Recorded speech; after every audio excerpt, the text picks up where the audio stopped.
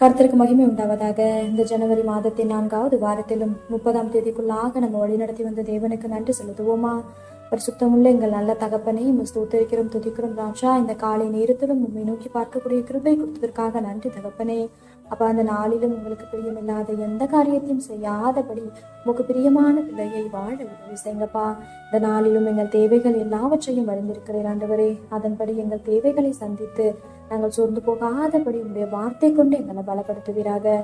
ஆண்டவரே, இந்த நாளிலும் எங்ககிட்ட யாராவது உதவி கேட்டாங்கன்னா அவங்களுக்கு இல்லைன்னு சொல்லாம, முகம் கோணாமல் தகப்பனே எங்ககிட்ட இருக்கிறதுன்னு கொஞ்சம் கொடுத்து அவங்களுக்கு உதவி செய்யக்கூடிய ஒரு இருதயத்தை தாங்க ஏசப்பா.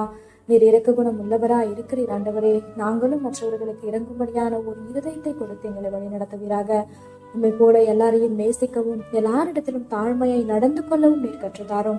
இந்த காலை நேரத்தில் செபிக்கிற ஒவ்வொருவரையும் ஆசீர்வதிங்கப்பா. அவர்கள் குடும்பங்களையும் செட்டைகளால மூடி மறைத்து பாதுகாத்துக் கொள்ளும். துதிக்கான மகிமையெல்லாம் ஒருவருக்கே செலுத்துகிறோம். ஏசு கிறிஸ்துவின் நாமத்தில் செபிக்கிறோம் எங்கள் ஜீவனுள்ள நல்ல பிதாவே, ஆமேன்.